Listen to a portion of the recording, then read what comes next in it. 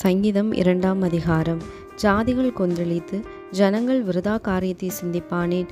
கர்த்தருக்கு விரோதமாகவும் அவர் அபிஷேகம் பண்ணினவருக்கு விரோதமாகவும் பூமியின் ராஜாக்கள் எழும்பி நின்று அதிகாரிகள் ஏகமாய் ஆலோசனை பண்ணி அவர்கள் கட்டுகளை அறுத்து அவர்கள் கயிறுகளை நம்மை விட்டு எறிந்து போடுவோம் என்கிறார்கள்.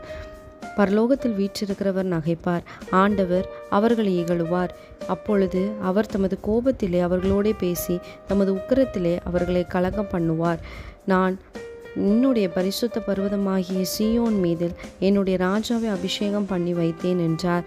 தீர்மானத்தின் விவரம் சொல்லுவேன்.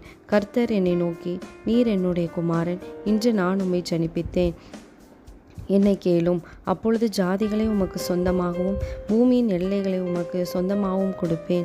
இருபுக்கோலால் அவர்களை நொறுக்கி குயக்களத்தை போல் அவர்களை உடைத்து போடுவீர் என்று சொன்னார். இப்பொழுது ராஜாக்களே, உணர்வடையுங்கள். பூமியின் நியாயாதிபதிகளே, எச்சரிக்கையாயிருங்கள். பயத்துடனே கர்த்தரை சேவியுங்கள், நடுக்கத்துடனே களி கூறுங்கள். குமாரன் கோபம் கொள்ளாமலும் நீங்கள் வழியில் அழியாமலும் இருக்கும்படிக்கு அவரை முத்தம் செய்யுங்கள். கொஞ்ச காலத்திலே அவருடைய கோபம் பற்றி எரியும். அவரை அண்டிக் கொள்ளுகிற யாவரும் பாக்கியவான்கள். ஆமேன்.